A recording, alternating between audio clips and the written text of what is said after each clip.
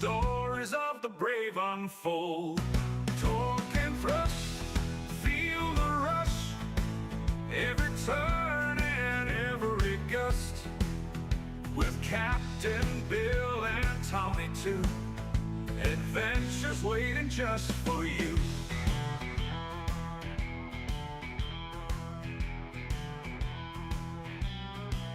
From the highways to the flight path, through the storms we'll share a laugh. Tales of courage, dreams in flight, guiding you through day and night. Torque and thrust, feel the rush, every turn and every gust. With Captain Bill and Tommy too, adventures waiting just for you. In the heart of every journey there's a story to be told. With the wind beneath our wings we'll watch the world unfold.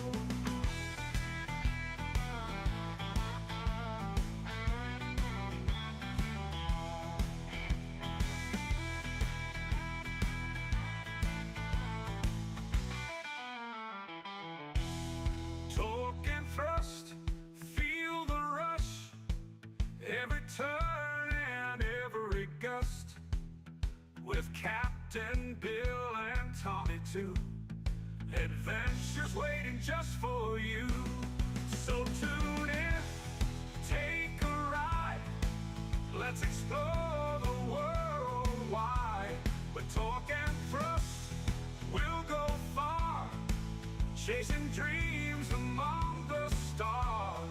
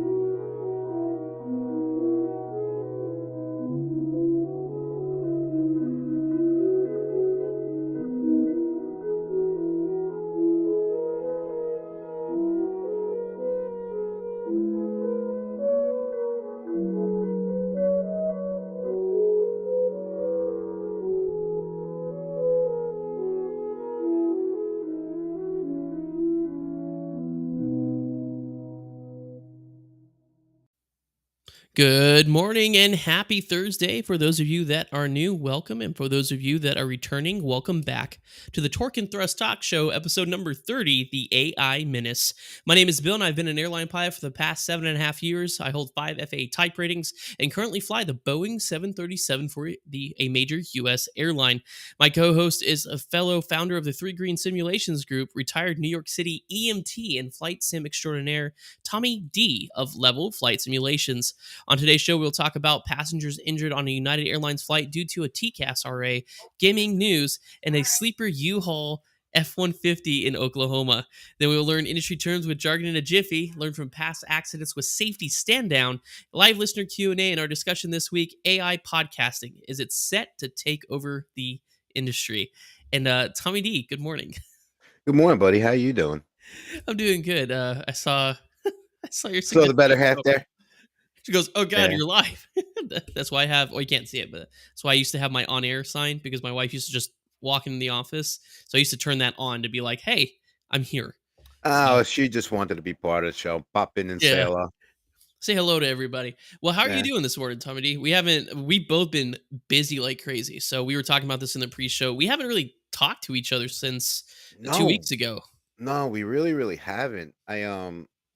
I'm back to school, right? I'm in my sophomore year. So that started right along Mm-hmm. with typical college because even though I'm online, my that is just a cool mug, man. I made it myself. That's why it looks like a 6-year-old made it. Well, whatever, whatever. It's the thought. It's the personalization. But because my school is also brick and mortar, so it follows the traditional college schedule. Yeah. Uh, my the better half, as you saw, although she's looking really cute today, as usual. So are you, Uh, Tony. So are you. you too, bro. You too. But she's recovering nicely from her surgery. In fact, that's where she's getting ready to go. She got some therapy to do today, There, and good. work has been killing me. I feel you, brother. Go ahead. I'll talk to you about my schedule, but go ahead. Yeah. I accepted a new position, and I didn't give you the official title, but and you've known about it Oh since yeah. what probably like an hour after I got it. I texted you, but I'm what's known as the site ergonomic lead, which Okay. means I'm in charge of a whole bunch of policies that deal with the ergonomics and the way Right. people That makes work and sense. twisting and all that. And Hmm. part of it, I'm not going to say anything now, but part of it has to do with our discussion topic today. And I'm Okay. struggling to bring it up, but I do use proprietary stuff. I just won't use names. Yeah, I Um, would say, yeah, we don't want to get you in trouble, Tom D. right, Yeah, right. we Well, can talk about I it. am now actually allowed to admit while I'm live who I work for, but I am not allowed to this I could give an overview of my job class without Okay, discussing my job. gotcha. Okay, well that's That's fair. what the new verbiage in my NDA is, because I do Okay. actually have a legit NDA. Well, I mean, it makes Um, sense for that company. It yeah, definitely does. yeah, and, I'm doing something that you've known about for quite a few weeks. I'm working 5 days a week. I'm doing between, um, basically 48 and 54 hours because 'cause I'm not allowed more than 60 hours a week or Okay. 6 days in a row. So I'm knocking everything out in 5 days, so I at least have some sort of home life. Yeah. Hmm. Now that's what's been going on. The good news is I am 64 days smoke free, There you go. and my mother finally came home from the nursing home. So that entire ordeal, thank thankfully, is It's well, all done. that's huge. So okay. Well, so we're busy, but good things are happening, is what I'm hearing. Yes, yes, It's busy, busy, but but there's good things happening. yes, progressing forward. How about you? Because I know you, Ugh. and I could just I really can't humanly imagine the amount of time that you're face down studying. Yeah. So, and by the so this month, so I'm 19% senior in Chicago, and what that means for those of you that don't know is everything in the airline's based off seniority. So basically, what that means is of all the first officers on the 737 in Chicago, I am the top 20% of the seniority, which is crazy to think because next month I would have been at my company for 3 years. Movement like that is unheard of. So in 3 years, I'm now a senior first officer at the age of 30 in the right seat of the 737. So with that being said, I was like, cool, this is my last month on the line for September and October. I want to see what type of schedule I could really get, right? Because ideally, I love 3 day trips because it's nice going. Oh, wait, I'm going home tomorrow versus the standard 4 days going. Oh God, I got one more day before I go home. But it is not. Have you heard never the term "never meet your heroes"? Mhm. That's the same thing with scheduling. So I got my 3 days. I did this month. I'm doing 3 day trips, nothing but 3 day trips. And I was ecstatic. I was like, oh, this is going to be epic, right? I finally am senior enough to hold 3 day trips. It's 3 days on, 3 days off, except for one stretch, which was 4 days. Um, but I absolutely despise it. I part of it is because I'm a commuter. So I always heard pilots talk about, especially commuters, being like, "Well, that's not 3 days aren't very efficient." What they mean by that is the computer system we have to build up to a certain amount of days or a certain amount of hours that it has to assign us. That's how it works contractually, computer system wise. So the problem is if you do if you do 3 day trips. And let's say on average, you're supposed to have 12 days of working days, 18 days off is usually what I get. So it's going to assign you 4 3 day trips, which means I'm commuting 8 times a month, right? On either end. Mhm. 8 times that I'm trying. And also, I'm away from, even though I'm technically, I'm traveling more, which is, it's more of a headache to get to and from work. if I'm doing 4-day trips, that's only 3 4-day trips. So then I'm only commuting 6 times, but the same amount of work. So, unfortunately, where I thought 3 days would feel like less work is feeling like more freaking work. And not to mention 4 on 3 off, or there's something about that it feels like my time at home is longer, whereas 3 it feels like everything's back to back. It feels like I have no time to do anything, and part of it is because I'm studying. There's a lot coming up for me next month, with upgrade training, and then following that month, it'll go until probably around January because I am technically done with training in the training center on December 1st, but I still have IOE that I have to complete, which will probably take it's at least I think 2 trips. So and it's hour based, so it depends on how big the trips are. But in December, so I may not be done with OE until late December, early January. So it's one of those things like I've been head down selling Tommy. People always ask what I do on my 6.5 hour flights to Alaska, which I did last week, is I whip open my book and I study. It's not a physical book, it's in our company iPads. But while we're not doing anything critical up at cruise altitude for 5.5 hours, between the radio calls and checking system, fluid quantities and fuel and all that stuff, I have the book open in my, and I'm reading stuff. I'm going over stuff in my manual to get ready for training. And to put it into perspective, the actual training footprint is only a month long. I'm only going to be in the schoolhouse for a month long. And in that time, now granted, I've already flown the 737, which is nice. But for a new hire, it's a month long of drinking from fire hoses because they're trying to teach you the operations. They're trying to teach you how to fly the airplane, as well as other policy, procedures, and culture in a month. That's what I mean when I'm talking about drinking from a fire hose. It is, I'm used to it because I've done multiple training cycles. I have 5 type ratings. So I think hold on, I do have 5 type ratings, but one of them is a common one. So technically, I've been through a training cycle 4 times. This will be the 5th time technically. So it's one I've been through it, but it's not something I desire. Even though I was an instructor pilot, even though I did the training stuff at Envoy, like I was telling Tommy, you're constantly being evaluated in that environment. So it's very stressful to consistently just be, even though you're not doing check rides and stuff, you're still being evaluated. Every day is a mini test to see your progression. And if you don't progress the way you want to, you end up either on special tracking or doing additional sims. So it is a very stressful environment. And the only time I feel like I can breathe again is when I'm finally released to the line as a captain.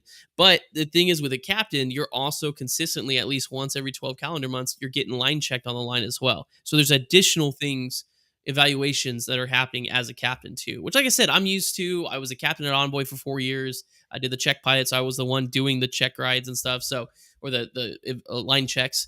So I understand what's involved with it, but it's just mentally getting ready because this is the longest time I've ever been a first officer. At Envoy, I was only a first officer for a year. And then here at my current company, I said, you know what? There's no rush for me to get into the left seat. The only thing that are really holding me back is I've always wanted to upgrade it, but since I commute, I want to make sure I can hold a line. Period. I don't want to commute to reserve. I So don't blame you there. yeah, and in May when it started popping up, we have a screen on our company website that shows us if you were to be a captain right now, this is what percent seniority you'd be holding. And usually the first one is always wonky because nobody has their bids in. So at first it was showing me like 66%. And then I was flying with the really cool captain, Mark, that I was flying with. And I was like, yeah, it always looks like that.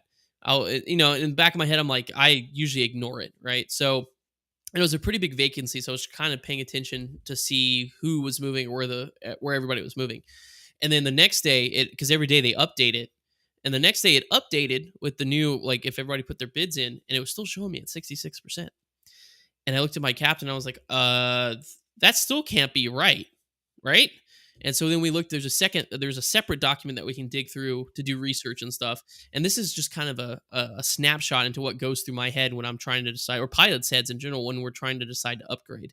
So, I looked at the snapshot, and sure enough, I'm showing 66%. If I were to upgrade right then and there, and like just magically zap to the left seat, I'd be 73%, which is amazing because the people at the time that were getting line schedules versus reserves were at 80% seniority. So I was above that. So I'm sitting there going, oh crap. So I think we were in Vancouver. We went to Vancouver later that trip because my captain was like, "Well, just put your name in there and then see where your name where you pop up in the list when it refreshes, and then if you don't like it, you can pull it out." We have like 5 days of that where you can sit there and see, and then if you want to, you can pull out your name at the last minute to avoid any sort of catastrophes. So I did, and of course the next day, same spot. We ended up in Vancouver, went out to dinner with or lunch with my captain, and we discussed it over. And then shortly after, I called my wife and I said, "Hey, remember how I told you I wasn't gonna probably be upgrading until 5 years at the company?" And she goes, "Yeah." I said, "I think I might be doing it. I might be putting my name in this bid." And she goes, "Well," because this is how smart my wife is. She knows this industry because that's all she knows is the being an airline pilot. And she goes, "Are you going to have a line?"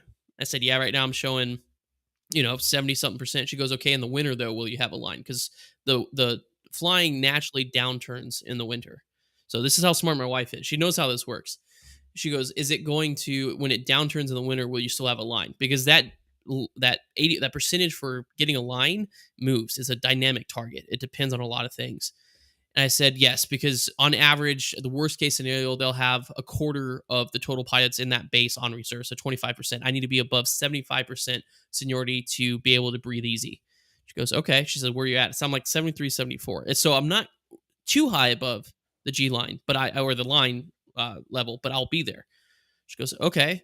She goes, and you're sure? I said, yeah. And I said, remember the only thing that was holding me back? She goes, yeah, commuting to a line or commuting to reserve. I said, yep, that's it. She goes, it's up to you. If you think you can swing it, then let's do it. I said, okay. So I left my name in there, and now here we are. So, and good news is I'm consistently above the G line, even as flying is, or G line stands for guaranteed line, as the system is winding down. So for the winter flying, so it should by the time I get out, there'll be more captains trained behind me, so it'll only improve my seniority. So a Pretty lot. sweet there. Yeah, so I'll be studying a lot next month, which goes into what Tommy and I were talking about in the pre-show. So our next show will be October 2nd, and it'll be celebrating our 1 year anniversary of doing the Torque and Thrust. Torque and Thrust. Still can't believe it's a year. Yeah, Yep, 30 episodes later, or that'll be 31. Torque and Thrust aired or premiered on October 5th of 2023 is when we did our first episode together with Justin. So we'll be airing that on October 2nd. It's a Wednesday. That's Mhm. the closest I could get because I'm working on the 5th. And then Tommy and I agreed because we still have a lot to going on with like my training and with Tommy's everything that's going on in Tommy's life. That we agreed that from October 2nd to January 1st, we're just going to take off from the show. We're going to take a break so that way we can enjoy the holidays. I got to get through training, so I'm not going to have time to do the show anyways in October or November, even technically December. But January will be when we plan to come back with the next kind of season, if you will, of the show. That'll give us enough time to kind of get everything in order and to where we're comfortable doing the show and handling stuff real life, and also give us time to kind of go through, pick out which segments work, which segments don't work, and how, if anything, how we want to reshape the show for our kind of next evolution of the show. Yeah, So you guys a can new expect year, a that. new look.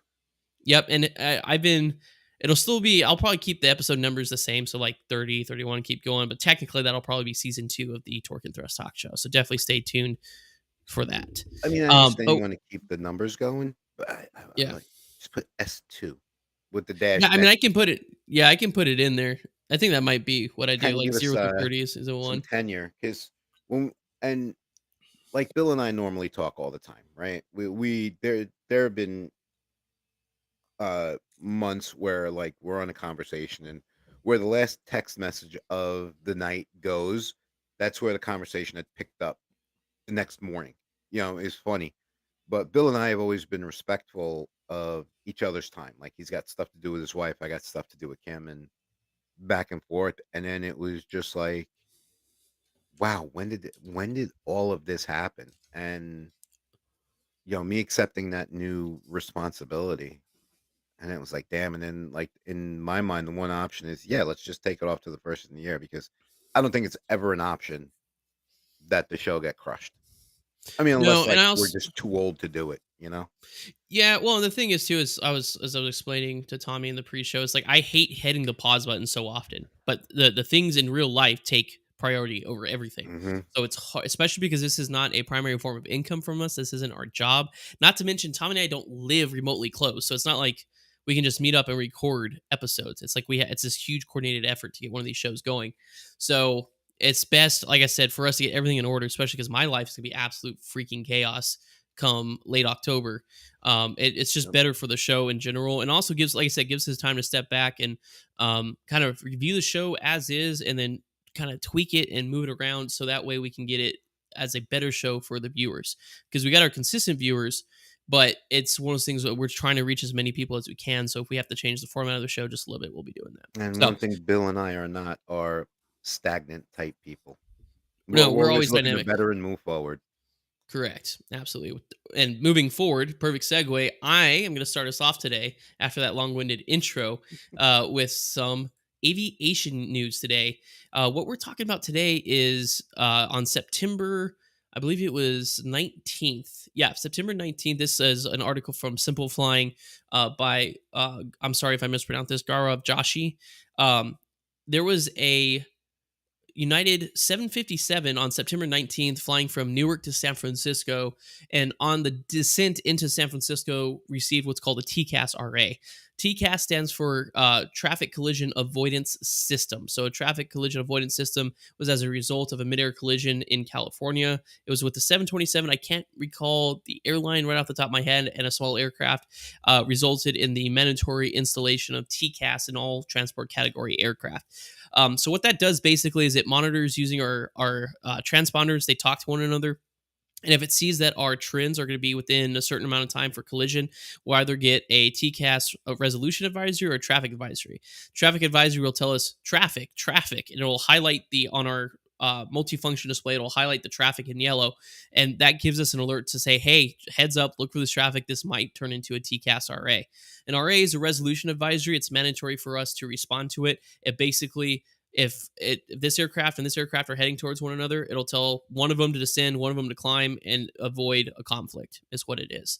So, and it's mandatory. We have to respond to them. We have to maneuver as best we can. Not as best we can. We have to maneuver within the parameters of the aircraft to be able to stop something like this, a mid-air collision. So, basically, this flight was on its way in. It was United Flight 2428 between New York and San Francisco. Scheduled departure time was 10 a.m. It was supposed to arrive at 1:30 in San Francisco. On the descent into San Francisco, the flight had a TCAS RA. There's a variety of other instances or things that can cause a nuisance RA message, such as climbing too fast. I've had RAs because Southwest was screaming out of somewhere at 2,500 feet a minute, up at 36,000 feet and leveling off within 1,000 feet of us. If you're more than 1,500 feet a minute in the climb, within 1,000 feet of another aircraft, you will trigger a TCAS RA. So stuff like that does happen. So what happened here is they were on the descent, and the TCAS RA or resolution advisory came up and had the aircraft, as from what I can tell from the article, is maybe level, and or possibly descend. It's let's see here. It says to slow the descent a little bit. So when what happens, at least on the 7.3, is these little bars pop up with on your attitude indicator, and you just avoid the boxes on either side. So it tells you basically either to slow, to stay level, or to climb. And if you're descending and climbing, we call that a course reversal. That's probably one of the most dramatic. In this case, it might have asked the aircraft to slow or maybe reverse its climb, but in the process, injured 2 passengers. Now, there was a statement released from United Airlines that said United Flight 2428 was ascending to San Francisco on September 19th with the seatbelt sign on. Good on the PR people, and I'll explain why. It's going to turn into a PSA. But United Flight was ascending on September 19th with the seatbelt sign on when it slowed its descent to account for another aircraft at a lower altitude. 2 customers, including one who was out of their seat at the time, reported possible injuries and were transported to the hospital. We're grateful to our crew for their efforts to ensure the safety of our employees and customers. You guys got to understand, it may be uncomfortable, some of the maneuvers that we do in a TCAS RA situation, but their safety comes first, then it's passenger comfort, right? So it's safety, caring, dependability, and efficiency. So the first thing is safety. So if we have to pull up hard and it doesn't break the air or cause an unsafe load on the airplane, but to avoid a midair collision, we're going to do it. I don't know how slowing a descent could have injured someone. I really don't know. I wasn't there, and there's no real accounts as to exactly what injuries were sustained on that flight. But the key thing to note here is if they are on their descent into San Francisco, depending on the altitude, I guarantee the fasten seatbelt sign was on, which United did say it was in fact on. Once again, it is extremely important that you wear your seatbelts when the fasten seatbelt sign is on. This doesn't matter if you look outside and go, oh, it's not turbulent. I've had it before where it's clearing a million off the side of us. We're looking straight at a line of 70,000 foot thunderstorms in front of us, and we're trying to figure out how we're going to navigate around it. And turbulence starts well outside or well behind that weather. We in the front have more situational awareness to what's going on. We can hear air traffic control. We, as pilots, when we encounter turbulence that is either unsafe or just uncomfortable, because that's part of passenger comfort, we will report it to air traffic control to let other pilots know what's going on in our area. And then air traffic control will pass that along to us. So if we're flying in smooth air and air traffic control says, hey, you have moderate turbulence 15 minutes ahead, we're turning on the fasten seatbelt sign and we're notifying the flight attendants that that's what's coming up. And generally speaking, we'll ask them to be seated for their safety. It's not a suggestion. I know there's that Key and Peele skit where it's like, it's just a suggestion. It's not a law. Technically, under Part 121, it is a law. It's you have to adhere to crew member instructions and placards. So when that light comes on, you're required to basically be in your seat with your seatbelt fastened, because you guys don't know what's coming on. You don't see what's in front of the airplane. And it's perfect to say, oh, well, it's smooth there. I'm going to get up and get something out of my bag. Well, then a TCAS RA happens.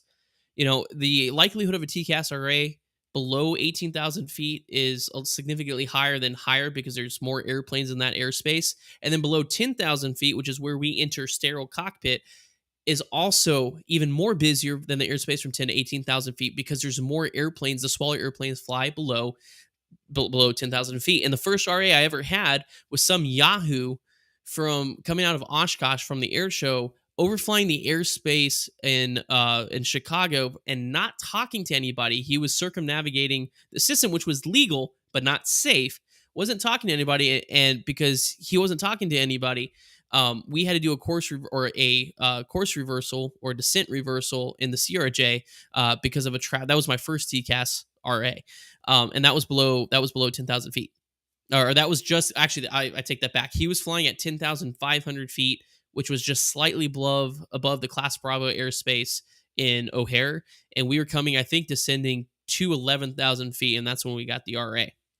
So once again, below 10,000 feet, it's a lot more likely that these random things will be happening. So that's why you have to have your seatbelt on. You don't, with the seatbelt signs on, there's usually a reason why it's on. And just, assume the people that have thousands of hours and years of experience in the front know what they're doing. Right? Same thing when we land. When we land, people sit there and rip off their seatbelts. Guys, we still taxi at about 35 miles an hour. It's in a bigger airplane, so it doesn't feel, it's bigger than a car, so it doesn't feel like we're taxiing around about 35 miles an hour. But we are. And in a car, if you get hit, 35 miles an hour without your seatbelt on, you're going to get injured. So when the airplane lands and that seatbelt sign is on, it's not on there because we forgot. It's because you need to be in your seated with your seatbelt fastened. Perfect example, last week, or the last episode, I should say, we talked about Delta Airlines clipping the backside of that RJ, right, and snapping off the tail. Well, there was years ago at JFK, there was a 145 that got smacked in the tail by an A380, and it did a 360 at where it was and had a lot more injuries. You guys don't know if that's coming. That could happen on takeoff. That could happen after landing. Keep your seatbelts on until the captain has turned off the fasten seatbelt sign at the gate and we've come to a complete stop. Just because we come to a complete stop does not mean we're at the gate. Wait until that fasten seatbelt sign comes on. Because once again, you all can't see what's happening in the front of the airplane. You all can't see what's happening behind the airplane. You guys can only see what's looking out the windows. And half the time, y'all keep those shades closed, which is a whole other issue. So just do us a favor. Keep your fasten seatbelt sign on. If you want to loosen it just a little bit, because you've had a couple mid-flight snacks, too many mid-flight snacks, that's okay. But keep it on. It's for your safety and also for the safety of the people around you. Because if you get hit, flung around, and then you fly into somebody else and hurt them, wear your seatbelt. If that's not, I'm going to bring in Tommy D on this. I think I've reiterated before I ramble a little bit more about fasten seatbelt signs. But I don't know why it's a good report from Simple Flying, and they do an excellent job of not immediately placing blame on United, because that's one thing that I was looking when I saw this was like, okay, let's blame United. Oh, it's Boeing. Let's blame Boeing. It's not. That's what I was waiting for. Yeah, it's a well-written article about, and it explains what a It is. It's very objective. It explains what TCAS is, and the purpose behind it. It is a piece of safety equipment. Like I said, it's mandatory for us to respond to, so we can maneuver the airplane within its limits, which may be outside the comfort limits of, let's say, a passenger, for example. I also had he used to be my roommate at Envoy. They were doing a climb, got an RA, and had to do a course reversal, so like a parabolic thing, and they floated Hmm. one of the flight attendants and hurt them. So it does happen. It's hard when it happens. Like, generally speaking, you can kind of see it coming, but usually there's no time to notify the flight attendants, "Hey, this is what's happening." But on the way in, descending, the flight attendants were probably already seated. The passengers already probably or should have been seated. So it's one of those things. Once again, people are ignoring the fasten seatbelt sign. That was my biggest takeaway from this. Was, yeah, two people were injured. One of them was definitely up while this was happening. I know what happened to the other person. They might have been in their seat without their seatbelt on, I guess. Um, but the person that was up, I hate to break it to you, brother, that's on you. You shouldn't have been up while the seatbelt Right. sign's on. And people who fly, it's a 5.5 hour flight. Every flight that I've been on with my company, the captain tells us, or tells the passengers approximately how long to anticipate the flight being, right? So if it's 5.5 hours, take off, look at your phone. That should be in airplane mode. Look at your phone and be like, all right, we should be on the ground in like 5.5 hours. So we generally start our descent anywhere from 45 minutes to 30 minutes out from landing time. So make sure your business is done. Plus, on at our airline, we make a 10-minute call, like a warning call. Basically, we make the PA of, hey, we're about 10 minutes from starting our initial descent. Weather in San Francisco is this. We'll be starting down in 10 minutes. Fasten seatbelt sign will be coming on in 10 to 15 minutes. I always do that on my fleet. We always do that. So that's the warning to the flight attendants to start getting ready for the descent. Also, that's ding, ding, ding. That's for you all to be like, hey, if you guys have to go use the lavatory, go use the lavatory. If you got to put up your a huge iPad Pro 14 or whatever it is, because it's technically a laptop computer, put that up. If you want to keep watching your Netflix on your iPad, grab your iPad, put everything up. Just get everything you need, because when that fasten seatbelt sign comes on for the next 30 minutes, stay in your seats. Period. And that's So usually the announcement that wakes me up. yeah, well, and that's the thing. It's like on late flights, we definitely do. Um, we try to limit our PAs if we can, but we do a lot of our PAs on the ground when people are boarding. But when we are starting a descent into like O'Hare on a red eye, we still make that, hey, we're 10 minutes from descent, to wake people up, to get them aware that we're on our way into O'Hare. So, or into the airport that we're going to. So once again, excellent reporting by Simple Flying Garab's Joshi there. One of the better articles I've read on here. Usually they're super like biased towards Boeing and stuff like that. So that was well written. But PSA from this is, if the fasten seatbelt sign's on, put your butt in the seat. I hate to break it to you. We know what we're doing up front. We have thousands of hours of experience and years of experience. When we turn it on, it's for a reason. So please Mm. just follow the fasten seatbelt sign. But before I ramble any further, I'm going to hand it off to Tommy D to talk a little bit about gaming news. Thanks, Bill. Morning, everybody. It is morning, yes. Well, the release of the much anticipated Microsoft Flight Simulator 2024 is slowly but surely creeping up on us. And program that wasn't supposed to come out for another couple of years by Microsoft Design is now getting ready to be released this November.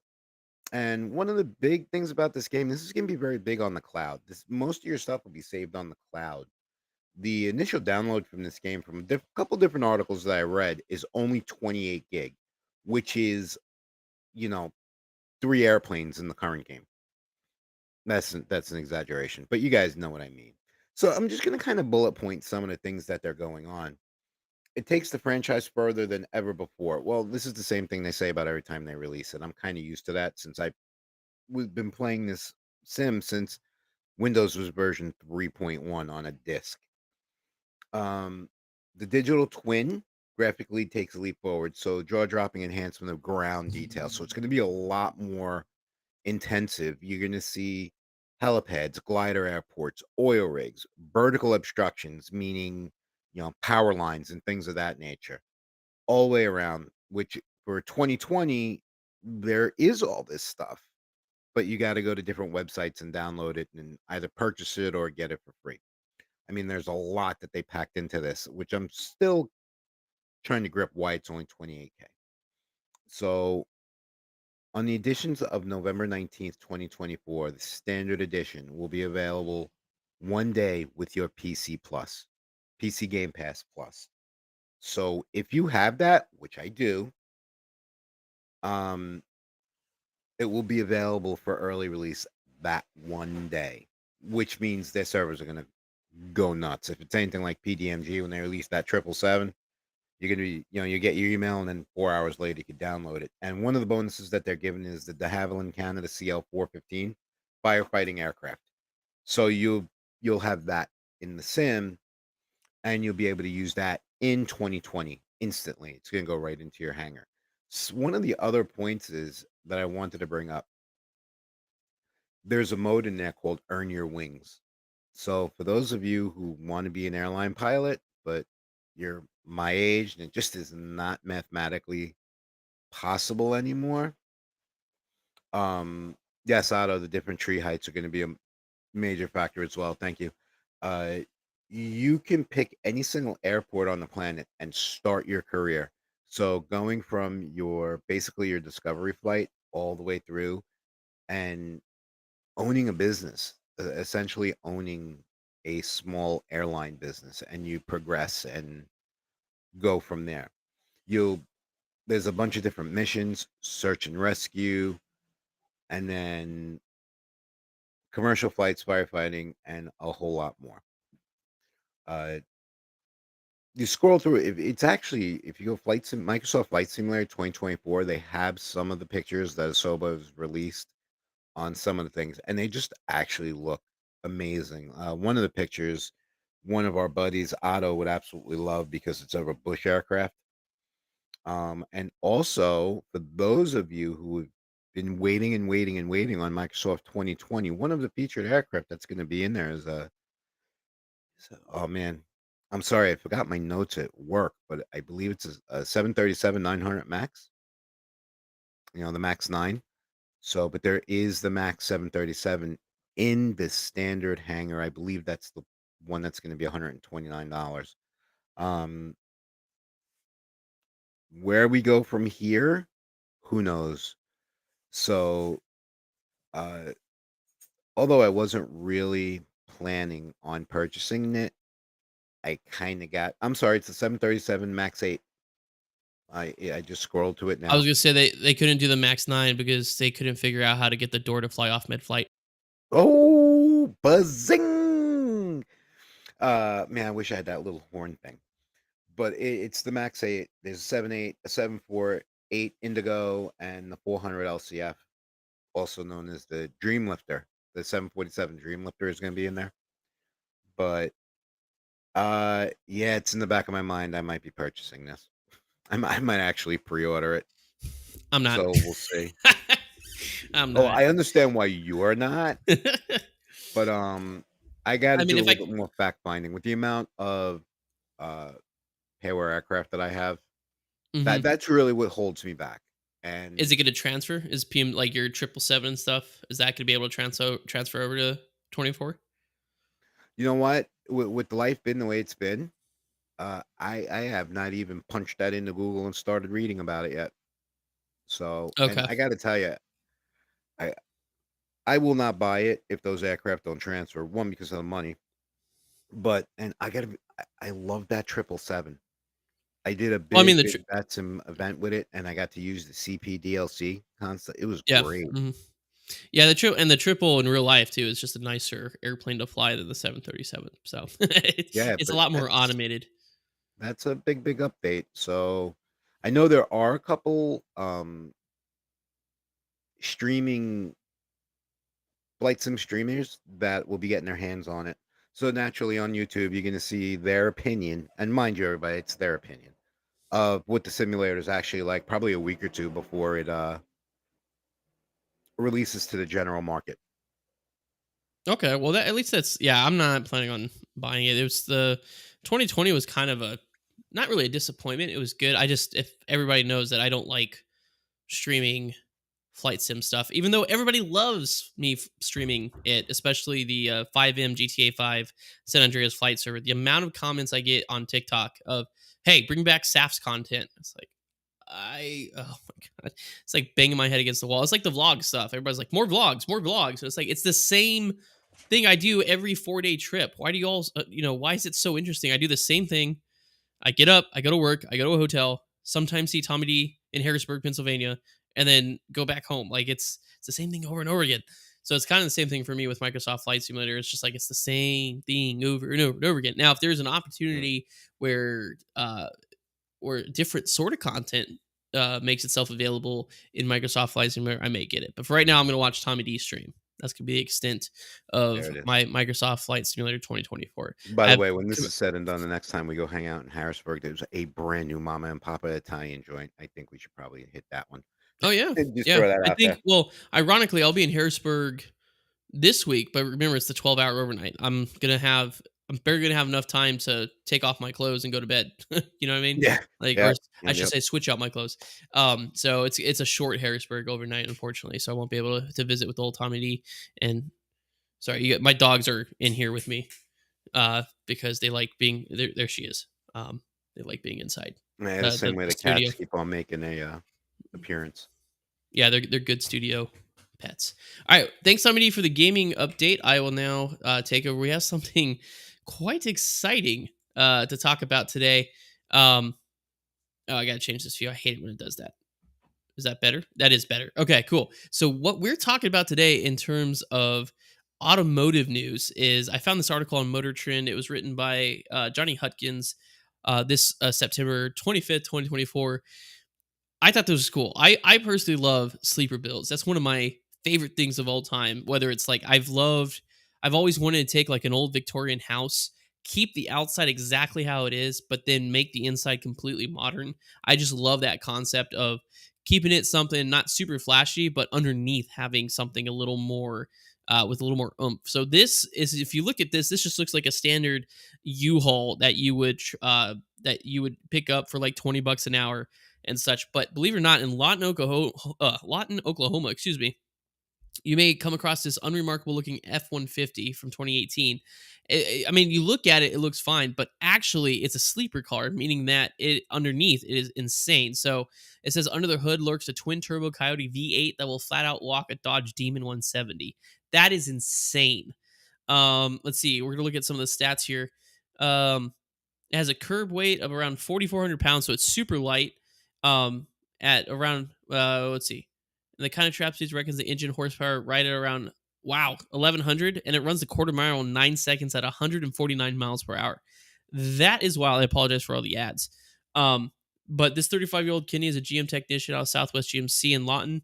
And so basically just took one of these trucks and just completely built it out. I'm actually gonna bring Tommy D back in this because it's kind of more of a two-person discussion here. I'm going to pull up some pictures on this. 1,100 horsepower. I would not guess this thing has 1,100 horsepower. Oh my God. But look at that twin turbo V8, the Coyote. The Coyote, if I'm not mistaken, is the Ford brand, like high-end engine. So it's still technically Ford. You didn't go outside of it. But my God, that's normally what's on, I think, I want to say a Raptor. The Raptor R, I think is what it is. It has that 1,100 horsepower engine. And look at the inside. So you got what is that? Is that an e-brake or is that an ejection seat? But look at the inside. You got the generic 2018 F-150 like base model work model setup here, but it looks like you have, I don't even know what that is. What is that? Oh, is that a gear shift? Well, that doesn't make sense. That's the gear shift though, isn't it? I don't know what that is. Maybe something for the thing. But you got your gauge here for your turbine pressures. But then you look at it and it's not anything special. No, That's but you know wild. what? That's what I like. You know, if I got that much under the hood, I want my car to look like a 1972 Pinto. Yeah. You know? Yeah. Like that's I don't know. This is just I love seeing sleeper cars. Like I've seen a minivan where it was like a Kia, no, sorry, no, maybe it was a Kia minivan, but underneath the hood, it had like a twin turbo V6 in there, and it produced like 720 horsepower. Its 0 to 60 time was ridiculous. And the only way I saw it was at it was in college. It was at a car meet outside of a restaurant I was at, and I went and looked because I was like, why is there a minivan at a car meet with the hood up? Right, that's got to be a joke. And no, it definitely wasn't. It was like this. It was something that somebody had converted underneath. I don't know. I think the creativity is pretty cool. Like I I said, I think would it love is to do that too. with the house. I would love to do that with the house. Take like a Victorian mansion, and from the outside make it just keep the outside the same in its 1900s glory, and then on the inside just deck it out, make it super super modern. I But think it's hysterical too with the U-Haul paint job. yeah, I think that was. But did you notice on the side it says "Race this truck"? Mhm. Yeah. That's so it's like you sit there and look because you look at U-Haul trucks. I've rented U-Haul trucks, and it's just like you don't expect a whole lot out of them, and then you don't think about it, and then you look at it and you go, wait, does that just say "racist truck"? You know what I mean? Mhm. Can you imagine trying to challenge this thing at a stoplight? Well, first of all, it's illegal, so don't do that. But this thing off the line, I mean, look at the back tires on this thing. Look how thick those are. Those are That racing is tires. some traction patch right there. Yeah, I would love Oklahoma's not too far away from me. Actually, Lawton may not be too far away from me, but I would absolutely love to be able to like go to Lawton and see this sort of stuff and go see this truck. I think that would be absolutely phenomenal. If you find the That time to go to Lawton and actually see that truck, I need to see pictures of that truck. I need to see the inside of that engine compartment yeah, because I that mean engine just looks nasty, like, the twin nasty in a good turbos way. alone. Yeah, the turbos alone just it was like, "Whoa." Because that's where a Mhm. lot of the power you can take a standard engine, throw some twin turbos on there, and you can get a lot of power out of it, That so engine, just the pictures of it, that engine was more impressive to me than the Police Interceptor, and I've driven vehicles with that engine package. yeah. Yeah, exactly. And the police interceptor is obviously it's made for police, so there's higher performance specs for it. But this guy just did himself. So I think that was absolutely amazing. So that was cool. That's why I want to report on that. That's just I've never seen anything like that before. So with that, we are going to transfer to our favorite segment of the show, which we'll probably be keeping until the end of the show because this thing is awesome, or until we run out of terms to talk about. But we're doing Jargon in a Jiffy. For those of you that don't know, Jargon in a Jiffy is a word game that Tommy and I play where we take career terms or our vocabulary from each of our careers. We present it to the other person in the form of a phrase or a word. We say it in a sentence, and it's up to the other host to figure out what it means. And the reason we do this is to help you learn about some of the terminology that we use and the vocabulary that we use in our industry. So, do you want me to go first, Tom, or do you want to go Yeah, first? yeah, you go first. All right.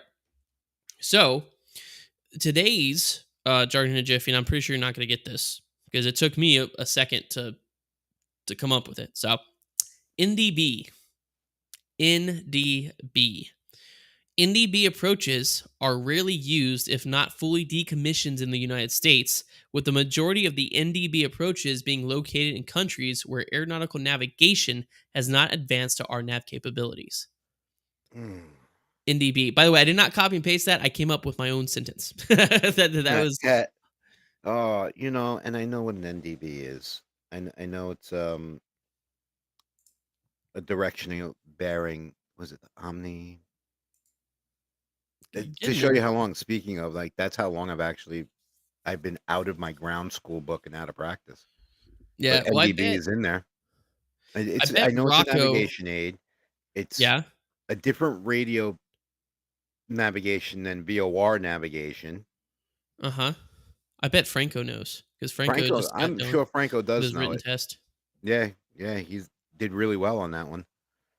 So Um, NDB, you're right. It is a navigation type aid, but you need to be a little more specific. What does it stand for? What is it?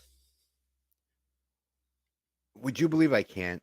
I am totally blanked on the NDB. You And sure? Not even take another shot? yeah, yeah, I unfortunately I'm almost at the point in life where one fact in, one fact out. Okay. NDB stands for non-directional beacon. Non-direction, son of a bitch.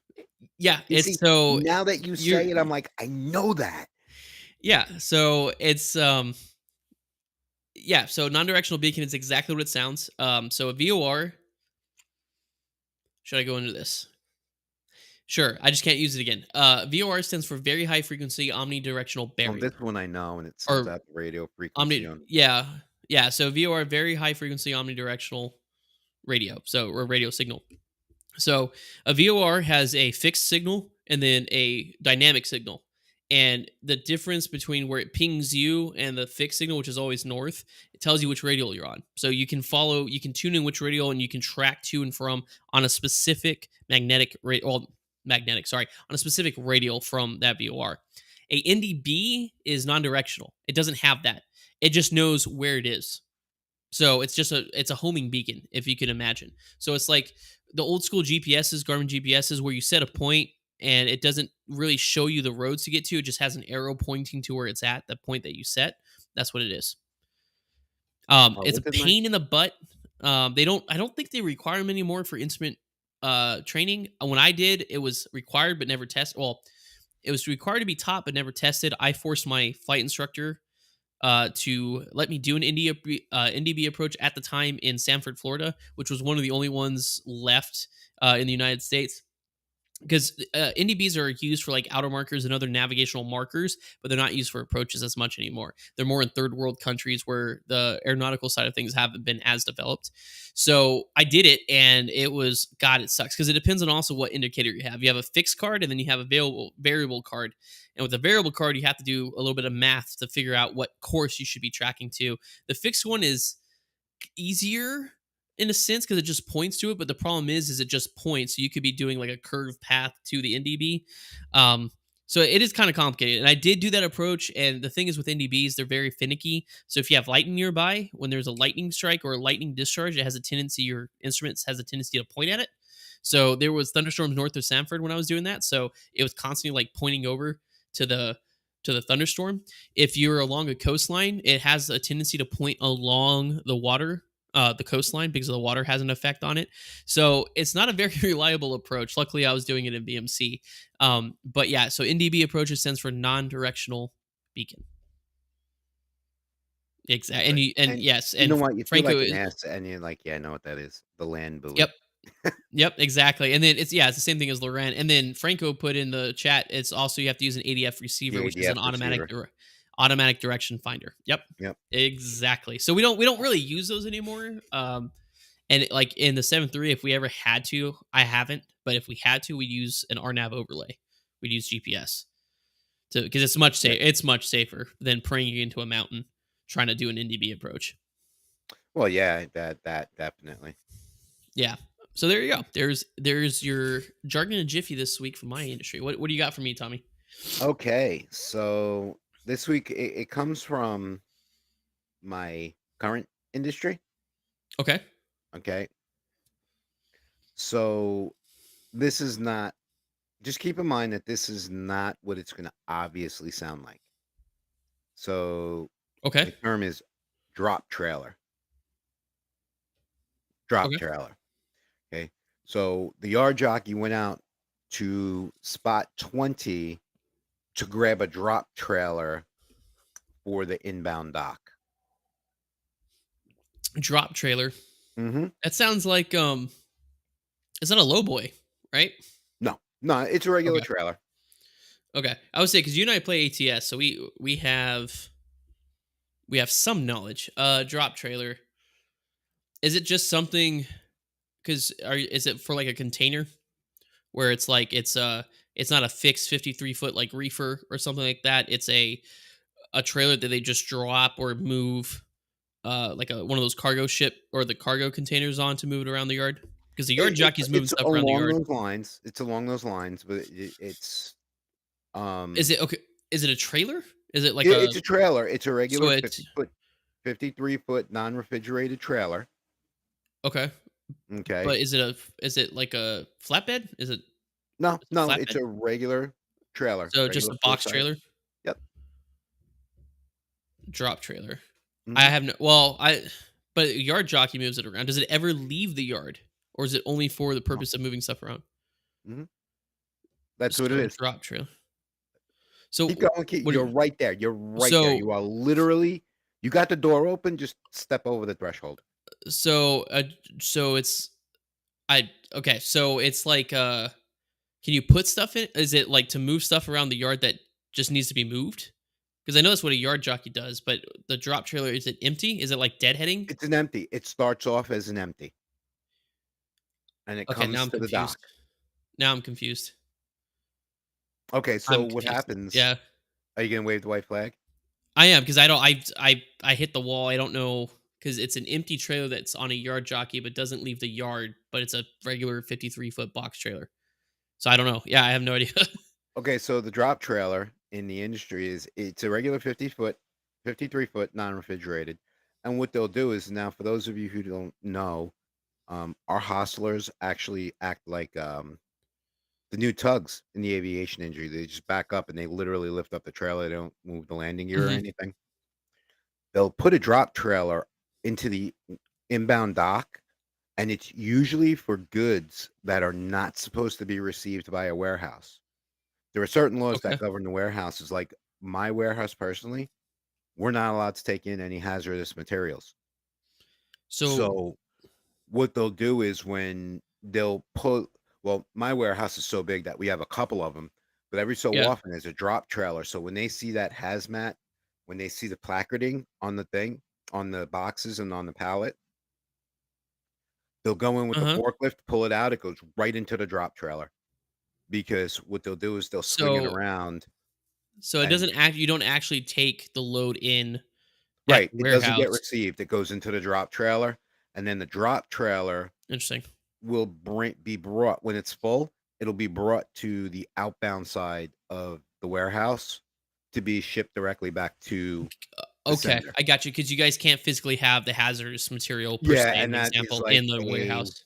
we're talking what could be millions of dollars in federal fines through OSHA if we Gotcha. and Goods we don't even inbound, have to immediately receive it, we outbound. just gotta have it in the building. Gotcha. Oh, okay, so it's basically to receive goods that aren't actually supposed to be received in the building and just keep them in, basically in play in the yard until they're ready to be shipped out. Yep. Okay. Yeah, you stumped me on that. There was no way I was gonna get that. Man, it actually happened, what's today? Today's Thursday? Yeah. Yeah, I had a class 6 hazmat in the warehouse that's where I got it from 'cause, the manager from our yard jockeys was like, "Yeah, just throw it in the drop trailer." I'm like, "The who?" The what? Yeah, see, there you go. See, I learned something. That's the whole point. We're learning stuff new. It's funny because we work, obviously, we carry certain hazardous materials too as an airline. Each airline is certified to carry certain types of hazardous cargo. Um, and obviously the stuff that's not super volatile and dangerous. But for example, we sometimes carry radioactive yellow stuff for like medical supplies.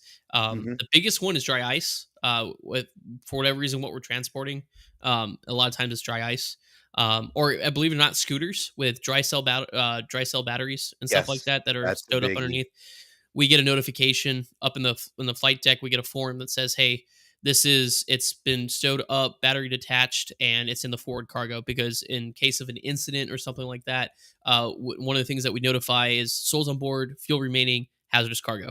And for me, pets. I always notify if there's pets available, or pets on board the aircraft in a cargo compartment, because I'm a pet owner. Right, Bubba? Here he's dead asleep behind me. Sorry. I am a. He's like, what? So I'm a pet owner, so that's something I Mhm. always try to pass along. If obviously the preservation of life priority goes with passengers, but if they are able to get to the animal, or if there's something like where they have to spray halon into the cargo, they as long as it's not fully engulfed, obviously engulfed in flames, but make an attempt to rescue the animal before injecting the halon in there, because the halon removes oxygen. So Right, if right. unfortunately, if there's animals in cargo and we have a cargo fire and we have to discharge halon in the cargo at yeah, Yeah, it at sucks some all the point, well, immediately. I mean, it sucks out all the oxygen from a sealed compartment. you know, So I don't like thinking about that. That's as a pilot, that's one of the things we learn. yeah, But and I every do year know we get I'm sorry, go ahead. I would say every year we get hazmat trained. So we have to, as a company, as pilots, we have to know how to handle DG and stuff, and how to get the proper notification and so on and so forth, so that we are aware what's on our aircraft. Man, it was, like, a long time ago too. I know, one of the hazardous materials that are allowed to fly in the cargo, they properly secured and stored is, medical grade plutonium in extremely small, amount. quantities. I can't remember off the top of my head if that's one of the things that we're allowed to, because obviously the acceptance of it is the company side. So we won't Mhm. accept any transfer or transport from that end. We just have to make sure, and also the rampers are trained on this too, that it's stowed properly, that it's in a clearly marked box with the proper labels, and that we receive the proper notification and that it's Yep. stored. For example, I want to say dry ice and live animals. Actually, maybe it's hazardous material. I can't remember if it's hazardous material in general or if it's. I want to say it's dry ice. If dry ice and live animals can't be in the same compartment, I Mhm. want to say. Or it might just be hazmat in general. They can't be in the same compartment. So stuff like little stuff like that. Because I know at Envoy it was dry ice because we only had one. Uh, on the 145 we only had one compartment, so the two couldn't be in the same area. So there's little stuff like that, little regulatory stuff that we have to be trained on every year. So it's part of our recurrent Which, training. what, give it about another 6 weeks, you're gonna be expert on. Oh yeah, I'm going through all that, all the book stuff right now, and it's because the thing is, as a captain on the aircraft that I've already flown, not there's not a lot about learning. I mean, learning how to fly from the left seat, which is only 3 feet away from where I currently sit. It's a different world. You're using, instead of using your right hand to fly, left hand on thrust levers, you're using your left hand to fly and your right hand on thrust levers, and that throws everything off for some reason. I'm always told that the landings are a little rougher in the left seat, so it'll be interesting to see how that goes. But anyways, as a captain, you are the training is a lot about paperwork and all the legal stuff that you have to make sure is in place, and also big picture stuff. So as a first officer, I always tell my captains, they're always, oh, you did this. Oh, you already did this. That's awesome. My job as a first officer is to make sure that you don't have to worry about what's going on in the flight deck because I got it covered. I need you to trust me, and to the point where you trust me to do things and be proactive and to help you out, because your job or my job is to make your life in the cockpit and the flight decks with the flight stuff super simple so you have more bandwidth to handle the things outside of the flight deck, because you're not only dealing with me, good old first officer Bill in the right seat there, but you're also dealing with factors outside air traffic control. I mean, we both deal with air traffic control, but you're the ones who directly deal with the ground crew, with customer service, passenger issues, flight attendant issues, maintenance issues. It's there's a lot on a captain's plate. So my job as a first officer is to make it as easy on you as possible. And that's, hopefully my first officers will do the same. I don't know if that's the same sentiment, but that's where I come from as a first officer. I do as much as I can to get the cockpit set up and ready to go, because I want the captain to be able to focus on the big picture things that he or she has to focus on. So, but that's big Makes picture sense. stuff.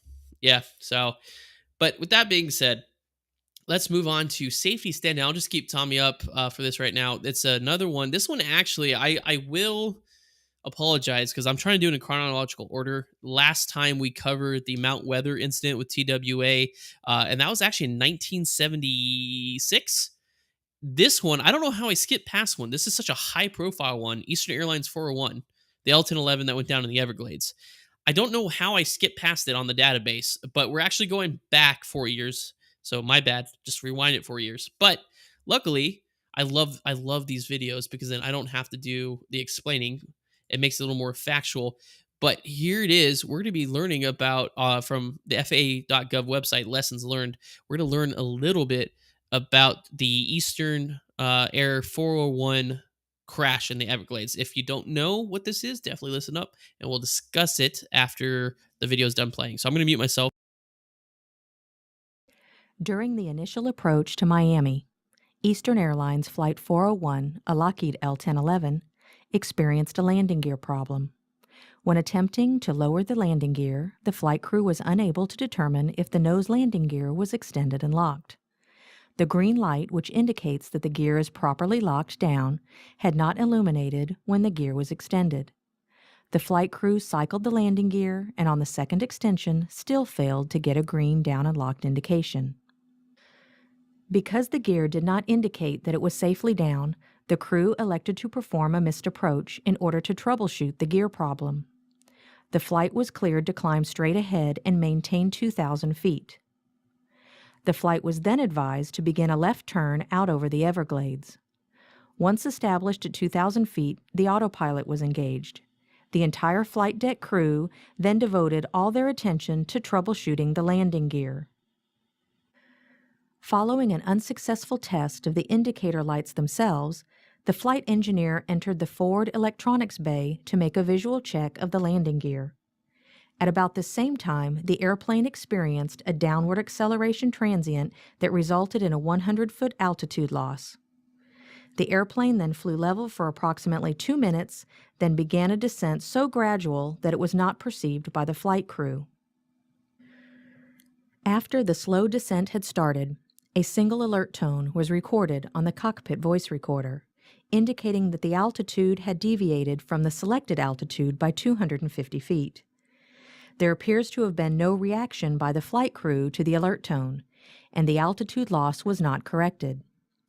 The NTSB speculated that the dark moonless night, coupled with the flight over terrain that was relatively free of lighting, contributed to the flight crew not noticing the descent.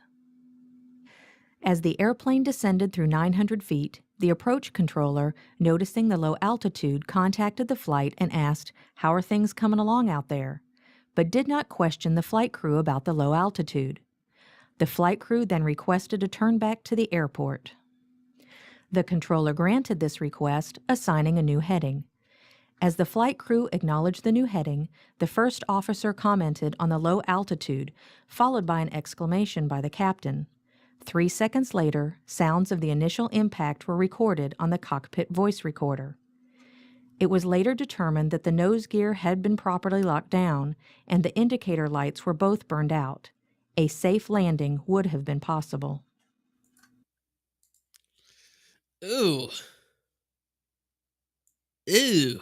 Okay. During the initial approach to sorry. Miami, It restarted. Sorry.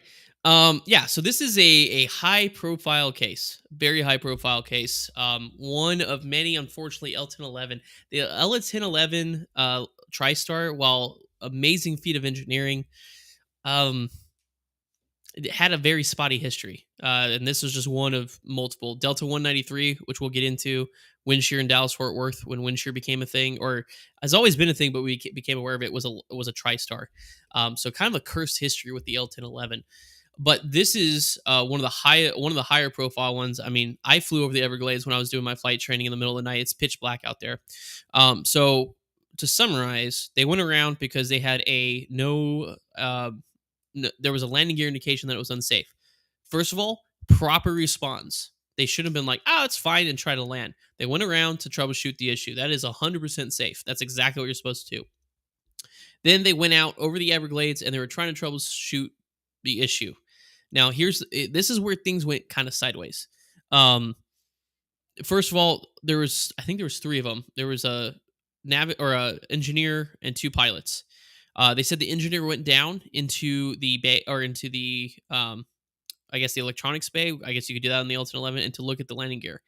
I don't know. They didn't really say if it might have looked locked, but when they came back up, they were trying to figure out. All 3 of them were really focused on trying to figure out why the lights weren't coming on the dashboard. It's from my understanding that the autopilot was on, but and it's the same thing on the 737. If you move the controls, hit the trim switch, or it disengages the autopilot. Sometimes, like on the 737, it doesn't tell you that if you do that. So if you overload the controls or try to hand fly with the autopilot on, the 737 will automatically go into what's called controlled wheel steering, which is basically it allows you to either pitch or roll and control with the other functions still functioning. So like if I were to pitch up, it's going to hold that pitch, but it's not technically in a vertical mode, if that makes sense. So I'm not sure if it was the similar on the L1011. So there's a possibility that they bumped, I believe that's what it was. Someone bumped the controls while they were trying to figure out what was going on. And they were so focused on that burnt out light bulb that they didn't realize that they had started a slow descent into the Everglades. And it's so pitch black out there in the Everglades that there was no visual reference that they were descending, because Miami was behind them. They would have seen the lights in the flight deck rise of the horizon, but there is no reference out there. And especially back then, it was the old school 6-pack thing. So a small descent on the attitude, like a nose low, you can't really tell. It's not that accurate as compared to the more modern displays. So all that compounded together resulted them in a very slow descent control flight into terrain into the Everglades. I want to say of the 160 passengers on board, 163, only 112 survived. And then there's a great documentaries out there because after that they had to survive the alligators and all the other stuff that came with being flown into a swamp.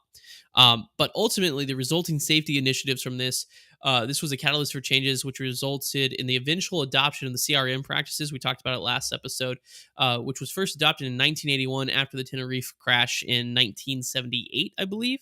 But this is another one that was talking about it where someone should have been constantly flying the airplane while the other two worked the problem. All three of them at once should have not been looking at the light. Someone should have been paying attention to what the airplane was doing. Um, so yeah, the most recent advisory material from CRM that was updated in 2007. Um, so basically there was no like physical changes like we've talked about in part 25 for the certification of aircraft, like with the Boeing 707 or the installation of JipWiz and stuff. And this was before the Mount Weather incident, right? By 4 years. So they didn't have the JipWiz system on board like the TWA flight, post TWA flight in going into Dulles that crashed into Mount Weather. After that accident is when they made it mandatory that JipWiz be installed. Because if they had JipWiz, they would have gotten an alert: too low terrain, whoop whoop, pull up, whoop whoop, pull up. So there would have been something to draw their attention back. That system didn't exist on the aircraft at the time, so that's why they descended slowly and crashed into the Everglades. Tommy, 1972. Were you around for that? I Or was. is that I don't remember it. I was born June of 71, but okay? I've been on that plane. Yeah, the L-1011. I've been on an L-1011. One of the things though, and was the technology available, like the radio altimeter, would that have been standard on that aircraft? A radio altimeter, And yes, but the alert, no. so There are no the alerts. radio, right? And that's what I was thinking. And then what I got from what was very, very interesting was how they said all three were working the problem. That Yep. was like the first thing that resonated in my mind. I was like, well, three guys, they must have been really, really hyper focused on this issue. And then when he went forward into the forward electronics or avionics bay, whichever it was, the engineer, Yep. I understand that there's nothing out there at all, like no anything except, like you said, swamp and alligators. Uh, how do you not see those needles moving? Well, it was Are very you that subtle. hyper focused that you Yes. don't see Well, anything? also, I want you to realize too, they thought the autopilot was on. So they did engage the autopilot. And like I said, from years of seeing this in documentaries, if I remember correctly, someone bumped the controls. So throughout this entire thing, in the back of their heads, the reason they're so hyper focused is probably because they thought the autopilot was on. Right? The Mhm. airplane shouldn't be descending with the autopilot on. Now, the part that is kind of concerning is when it did dip that 250 feet, which is an altitude alerter, which we have. If we deviate without changing it by 300 feet, it'll go onk, it'll let us know. But if they were so hyper focused on it, They they may may not have not heard it. have heard it. Yeah. So that's the where the CRM portion comes to it is there has to be somebody cross checking and still flying the airplane. At my company, we call it flight path first is I guess the new phrase that they're using is someone constantly has to be paying attention to what's happening to the airplane and the flight path because in this instance they did the right thing. They went around, they engaged the autopilot, but nobody was monitoring the autopilot to make sure that it was doing what it's supposed to. Like I said, they bumped the controls, but it was so subtle and there was no visual references outside. There was no JipWiz, you know, out there. And Right, right. if you just assume that the autopilot's holding altitude, you don't need to look at the altimeter, which is not a correct statement, but that's what was going on back then. They're like, well, the autopilot's on. I'm focusing on this. So, Right. See, and like then I this said, is where I was just presumptuous 'cause I would think the radio altimeter would have had some sort of nope, not in uh, 1972. audible something, Nope. you know? So anything audible with the RA would have been via JipWiz. That's how like it alerts and any sort of audible call outs is from JipWiz. Actually, and back then, I don't even know back then if they had RA. I would have to do a little more research. But way back in the day, they would just move little altitude bugs on the thing, and they're like, "That's minimums." and would Yeah. have to know Yeah. when that was minimums. So it's very possible that they may not have had RAs back then. So it's just a function of, because technically, like in the 737, we have a bug, but its decision altitude is based off MSA above sea level, is what that is. We don't go into RA mode using the radial altimeter unless we're doing a Cat 2 or Cat 3 approach. So it's still the same sort of technology. So that might have been it too. But the big takeaway from this was 4 years before Mount Weather, the accident we talked about last episode, and because it was 4 years prior to that, that accident is what made GPWIS, or a ground proximity warning system, mandatory for air transport category aircraft. It didn't exist and wasn't mandatory at this time for the Eastern. If it was, and it was on Eastern, it would have saved them, because it Because would have back broken them out of the hyper focus. Right, because I'm sure whatever what was needed, Eastern at that time had, because back in those days, Eastern was a player. It was Yeah, them, and well, and TWA, also, Delta. and like they said, there was something in the article or in the database too that said there was the after this the L1011 installed a gear light in the front as well, so you could see it, the gear better, and also a placard next to it how to use it. Because if the I don't know what happened if the engineer couldn't see, because if they were over the Everglades, you can't. It's pitch black, so maybe they couldn't see the landing gear if it was down and locked, and that kind of I would exacerbated think the not. issue. Yeah, I would so think not. it's one of those things, and it came down to two burnt out light bulbs, and that's the chilling part at the end. It says a safe landing could have been made, but Mhm. all this caused this hyper focus on these two burnt out light bulbs that resulted in them descending into the Everglades. But that is why we learn from these. So, and also another thing that came of this too was the ARTC system, which is what the air traffic control software system. Remember, we talked about that too with the 1976 or the TWA flight into Mount Weather. Another thing that got updated with that crash 4 years later was the low altitude alert system for air traffic control. That also didn't exist at this time. The air traffic control said, "Hey, is everything going okay out there?" It wasn't a low altitude alert. They saw it and maybe were like, what's going on out there? But remember, at the time, leading up to the TWA crash in Mount Weather, it was assumed that the pilots were responsible for positioning the aircraft. So it's Mhm. like if they're down at below their altitude, it was like, okay, they're handling something, so they know what they're doing. It Plus, they wasn't also until gave a reason after, for the go around. So right, he and it wasn't, yeah, exactly, and it wasn't until after the TWA crash in Mount Weather that they started implementing radar environment and also low altitude alerts for the air traffic control system. that was a good one. All right. It was. Which it's I mean, what sparked that was there was a question which will that's a perfect transition into our live listener Q&A. Here, let me get rid of this our live listener Q&A here. Franco did actually ask a pretty good. Why does this none of, oh, there it is. Why is this blurred? Oh, there we go. I'm so can I cover it? I am so confused. Why is that a thing? Huh? Brother, I don't what is this thing? Why is it blurring it? I don't know what's going on. Wouldn't Anyways, be a show without at least one tech issue. yeah. Anyways, Franco did ask, how about air traffic control? Did they get the low altitude on their screen? And that's where that came from. Franco, it didn't exist. That sort of system didn't exist until 4 years later after the TWA crash into Mount Weather. So that's where that comes from. But in terms of questions, we got a lot of viewers on YouTube and on Twitch. Franco, Ashley, K-Bird, um, and Lando. And let's see. Yeah. Lando was saying Bill doing career mode on Microsoft Flight Simulator 2024 about real world version would be good content. Yeah, maybe. That is a good content idea. By the way, thanks to Lando, the intro song that you heard at the beginning, Torque and Thrust, was an AI generated song by Lando, by Autopilot 80, or Autopilot 80 FS is what his YouTube name is. So thanks to Auto, because it's copyright free. It was AI generated. We now have an awesome Torque and Thrust talk show theme song. Talk and thrust jingle, as I The like to jingle, yeah, call it. it's an awesome song. We'll let you guys listen to it in the outro as well. But Franco, yeah, Franco's that's the only question I really saw in there. So thanks for the good question, Franco. Do you got anything on your side, Tommy D? Nah, nah. Okay, perfect. Now we are transitioning to our weekly discussion topic, which is, will AI take over the podcasting scene?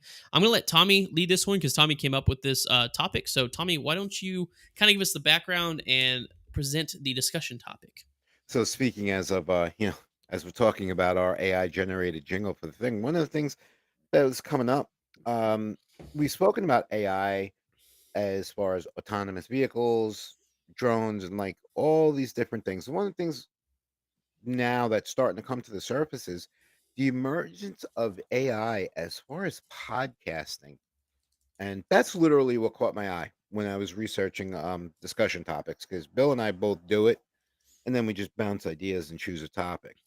Hmm. Um, one of the things that they're doing is that the AI is under testing now for different avenues of creating scripting and even voicing episodes with minimal uh outside interference. Like they're pretty much letting the AI run wild Hmm. and voicing through an entire podcast. Now there are some of these people like my girlfriend, she listens to podcasts all the time on Does she listen to like Torque and Thrust Talk Show though?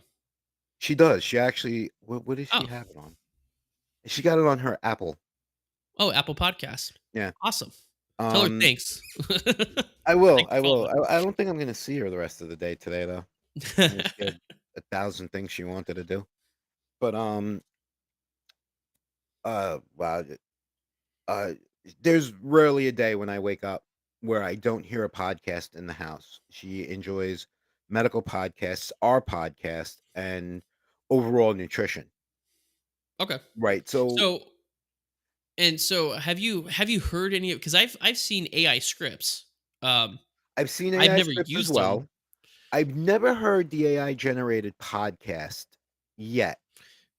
but I mean it's gotta be pretty similar to um our like Torque and Thrust Talk Show song, I would think. Because we talked about this last episode with the Hmm. union, with the actors, the voice Yes. actors, and we talked about AI mimicking someone's voice, if that technically counts as their likeness, right?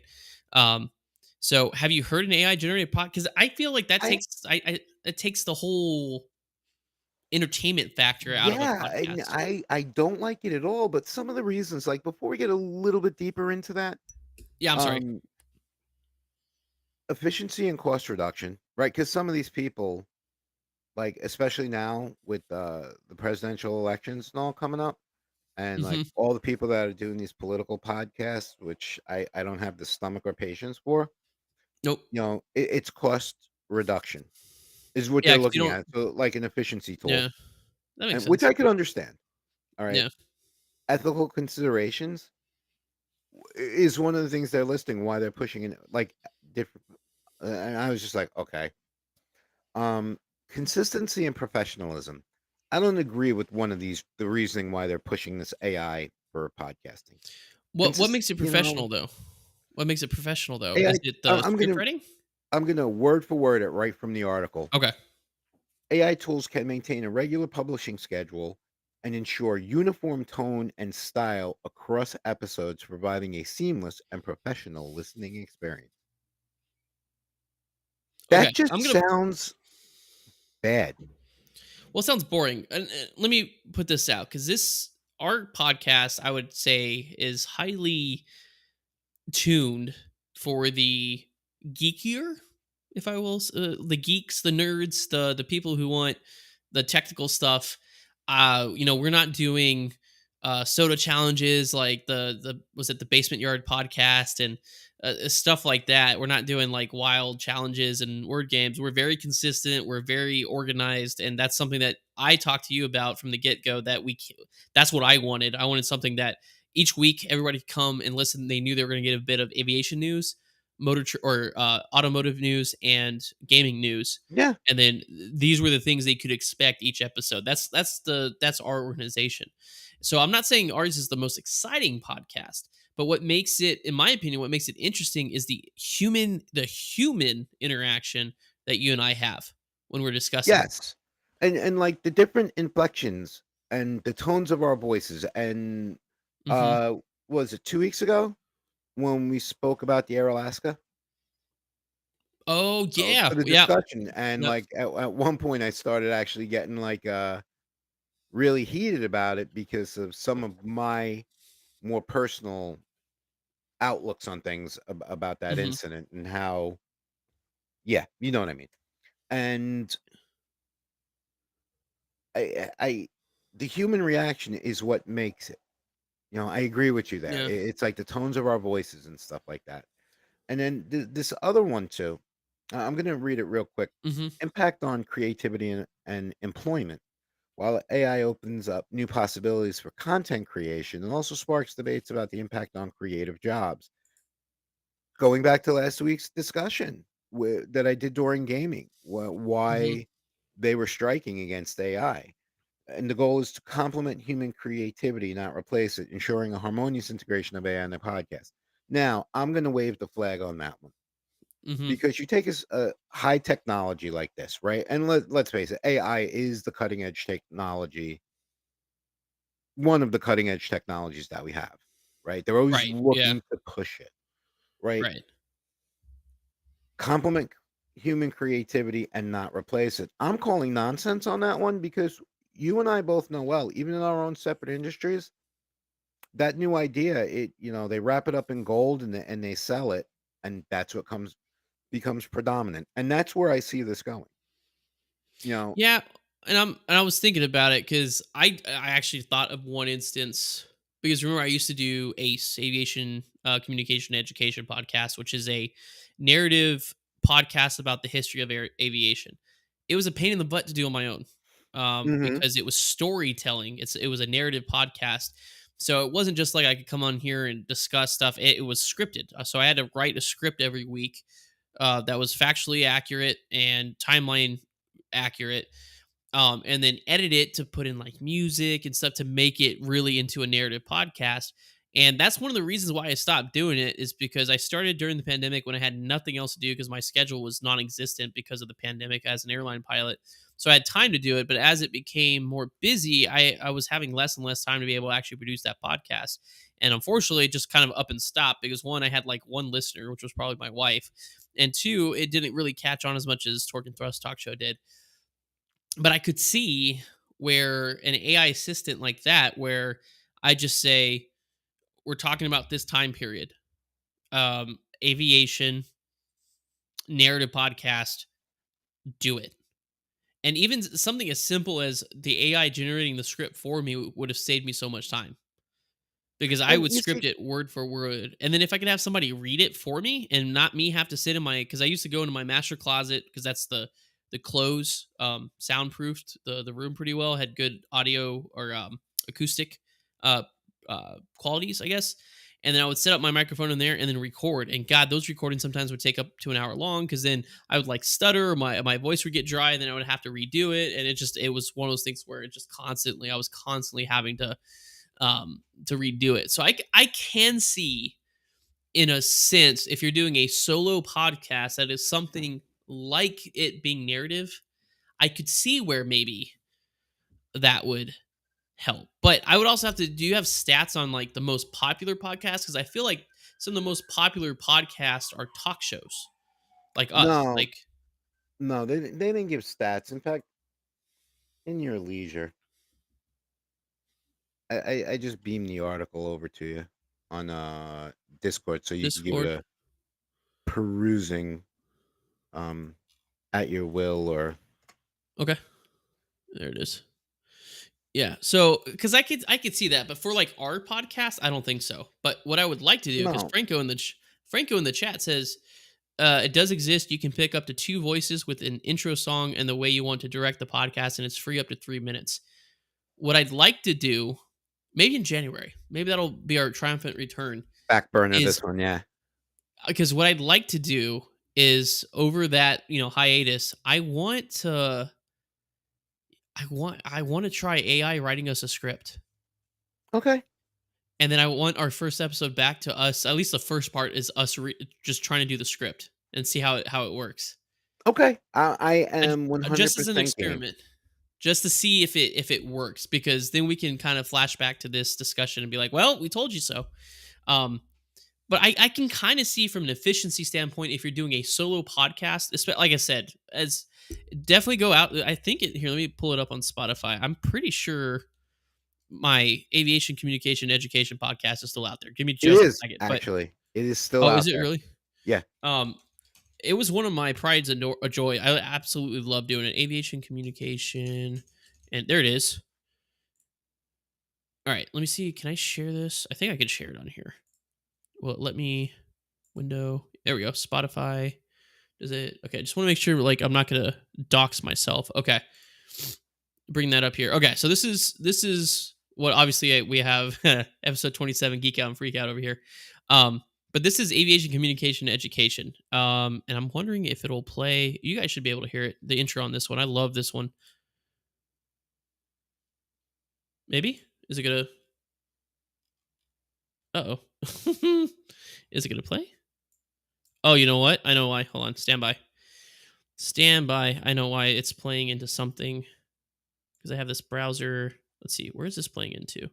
It's this one right here. Sorry, I reset up my sound thing. Where's this playing into? It is playing into B1. What is B1? Is it this one? Can you hear that? I Is that cannot. coming through? I Okay, cannot. hold And on. I actually tuned up my external speakers because I wanted to really listen to the jingle this morning.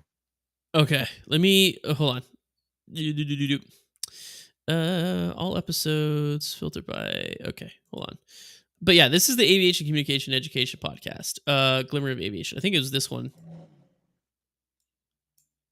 Okay, let me see if because I can check on here real quick if it's got audio coming through. So it's not. Hold on, I want you guys to hear this. This is a good. Watch me like reignite this thing. And just as a just as a heads up, I am not. There is no way I'm I'm doing this. Because you have so much time to sit there and do it. Yeah, really, I really don't. Don't, please, for the love of God, don't make me bring this back. Hold on, I'm gonna adjust this real quick, and then is it sound? Yeah, there we go. Go to advanced, the volume mixer, and then go to Google Chrome. Let me see. Make sure that is cable A input. Okay, make sure I know what I'm gonna switch it back to. But I think I'm gonna put it in voice meter aux, and then that should be able to transmit to me, so I don't blast everybody's ears. Can you hear that? No, sir. Ah, hold on a second. Hold on a second. I got this. I'm sorry. While I'm figuring this out, Tommy, let's continue talking. I'll figure it out and then play it towards the end there. But yeah, I could see where it has its benefits per se, like where it might end up being beneficial to especially a single podcast. Like I said, like myself, back when I was doing that, where it could be beneficial.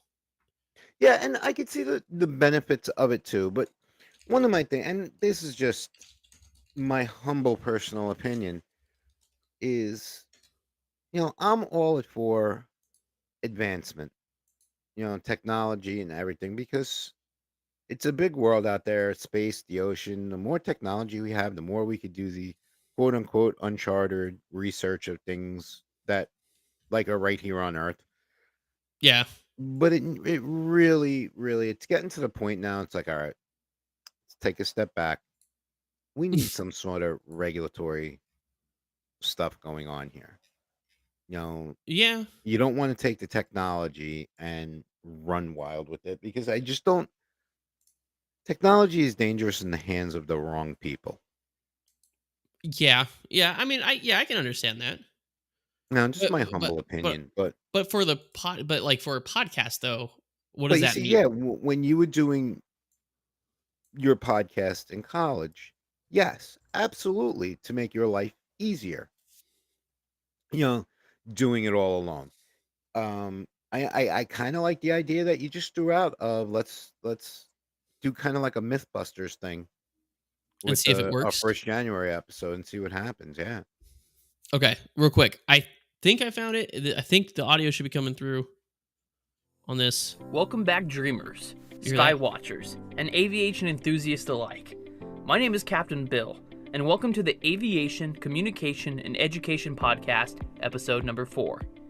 During the first portion of this podcast episode, we will enter I the think this golden is- age of aviation in the United States, starting in the 1920s. More specifically for this week, we will be talking about military aviation history at the beginning of the aviation golden age. Then we will look at a life-changing event in 2009, an event that changed my aviation career path forever. Then, after a short break, I will debut Ace Podcast News. We will get all caught up from January 2021 until Let's now, see how and it's then discuss transitioning to this. aviation news from this first week of March. This is our new podcast format for the future episodes to come.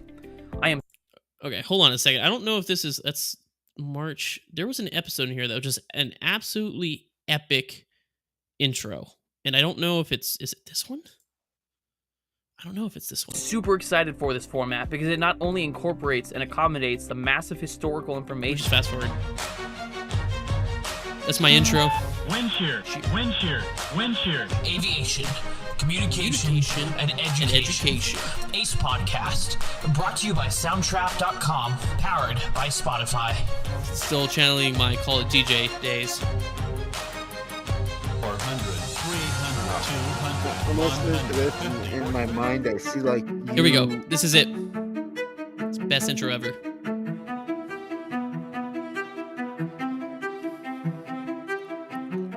In the 1920s, between World War I and World War II, Americans fell in love with aviation.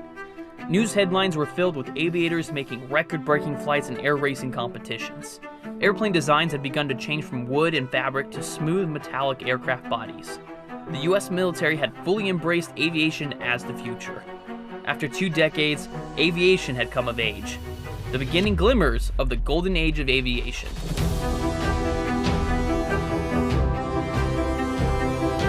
We're not gonna listen to the whole thing, but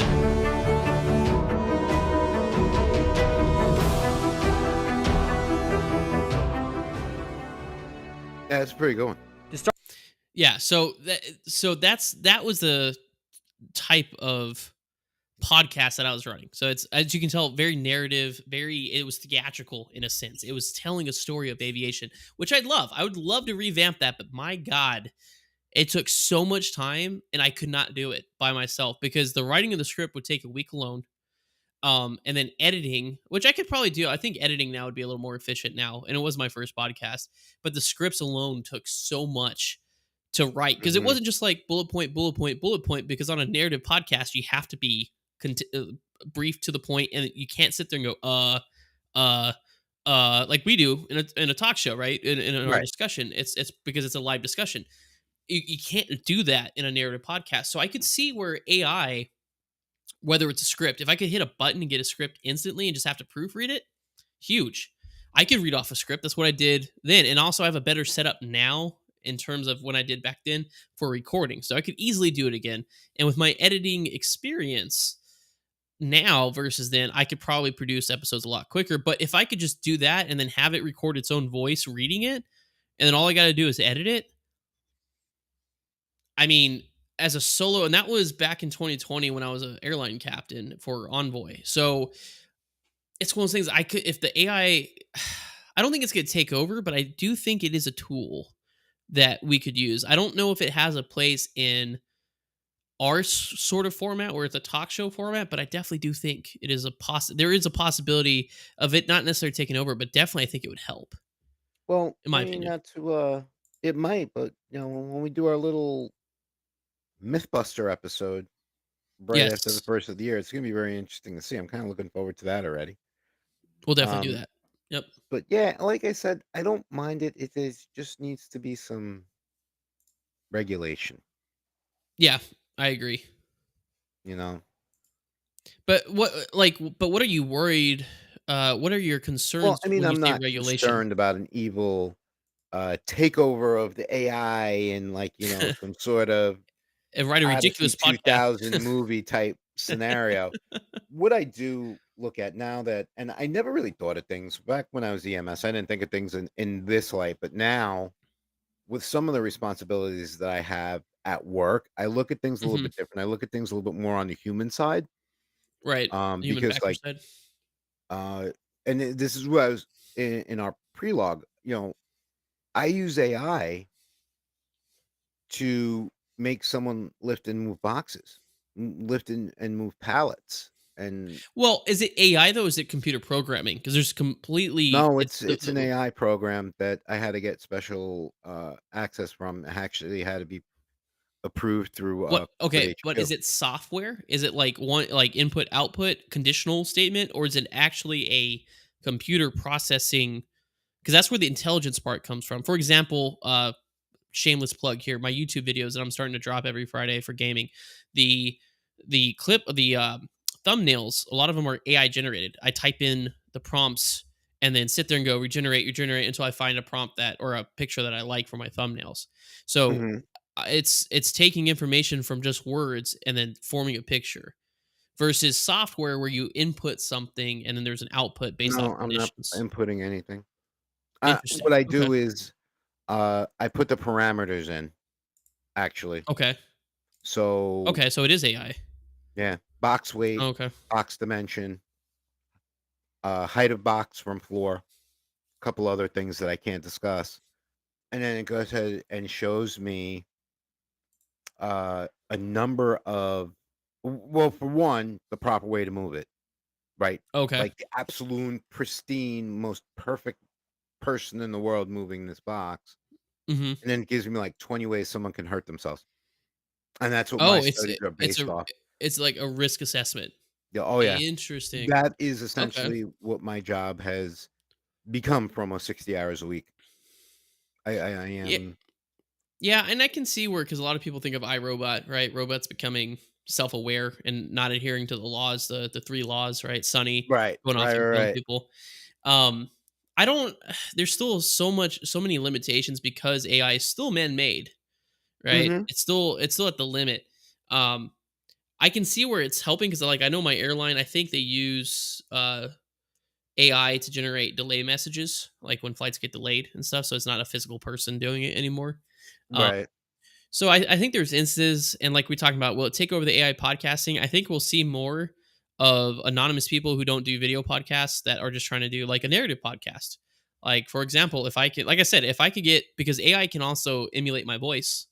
So if Sure. I can get an AI voice to emulate my my script, then I could, in theory, restart the Ace podcast series and just have it run its own course without me, other than me just editing stuff.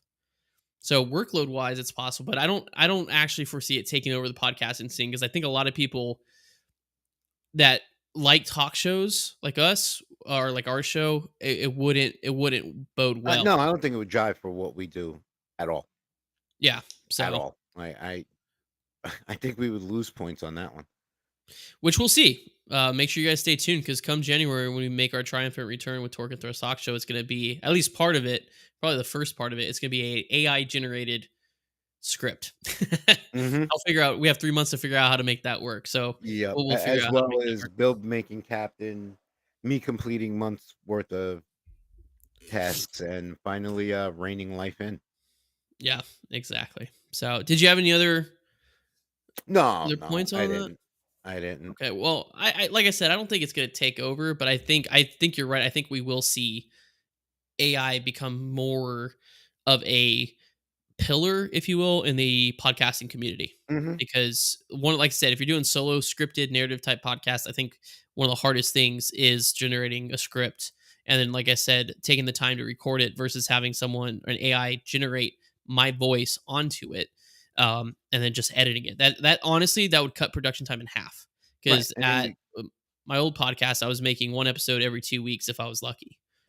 yeah, and then So, look at this, like, the amount of work you do behind the scenes here, and then the research that goes into it a mhm. week before, and Yeah, and now I could have AI pull facts and stuff because that's now if you type in something on Google, the first you couple of get things the that show AI. up is AI, and it's taken information from all the articles that it searched and compiling it into a summary basically. Which I don't mind doing. I still go to the websites because that's just a summary. So once again, the internet is riddled with misinformation, so you still have to do your verification of at least I always do at least three sources to verify to make sure that it's Absolutely, yeah. incredible sources, not I wiki. actually might have used AI to, fix an issue with my work-issued computer, Monday night. Yeah, so it's definitely having a place more, and I think we will see it. But like I said, everybody stay tuned, because when we come back in January, and we'll announce the in December when I get my schedule, we'll announce what day in January we're coming back. But we will make that it won't be about AI, but we will make that an AI script, and see how that And fares on a talk yeah, show have a little bit of perspective. fun with it. Yeah, and we'll see what it does. And Tommy, I'll make sure it's for both of us, and I'll send it to. We'll just get it. We're gonna read the script, and we'll just Mhm. see how that goes come January. But But more with in that, the oh immediate future, get excited for next Wednesday, the 1-year anniversary episode. yeah, 1 year of Torque and Thrust, 30. That'll be episode number 31. So Mhm. this is to put that in perspective. My narrative series podcast was only, I think, 5 episodes. So this is well surpassed in terms of production, for this, for a podcast for me. So huge thing. We'll be celebrating that, next Wednesday, October Next 2nd. We'll Wednesday, come up yeah. with some interesting things for us to do, and to talk about. Probably a recap of our we'll probably do a recap of our favorite episodes, and I'll throw together a montage if I have time. But with that, that concludes episode number 30, the AI Menace. We thank you all for joining us this week. If you enjoyed this week's show, please let us know by rating the show on the respective platforms that you are watching or listening on. If you want to stay up to date with the show and industry news, follow us on Twitter, which is at Torque in Thrust TS, which is right here on the scroll tape over here by Tommy. Right here. There it goes. At Torque and Thrust Talk Show. Follow us on YouTube, Twitch, and TikTok as well. I am Captain Bill Official on those platforms, and Tommy is at Level Flight Simulations. Once again, we'll be back live come, January, with our Mhm. new AI script. So definitely stay tuned.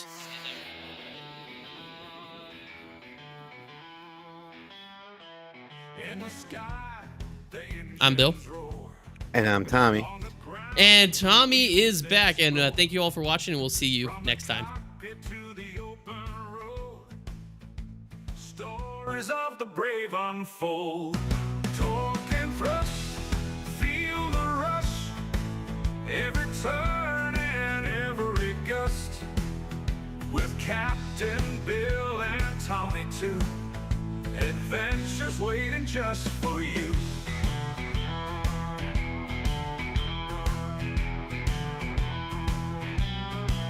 From the highways to the flight path, through the storms we'll share a laugh.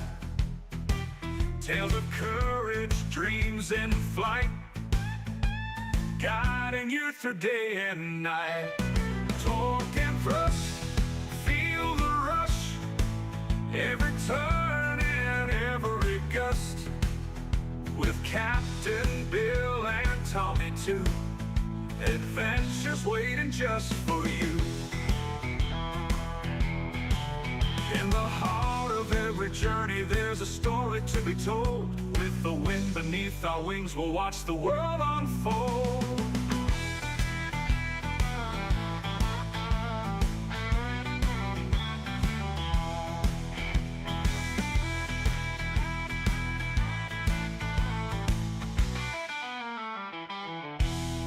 Torque and thrust, feel the rush, every turn and every gust.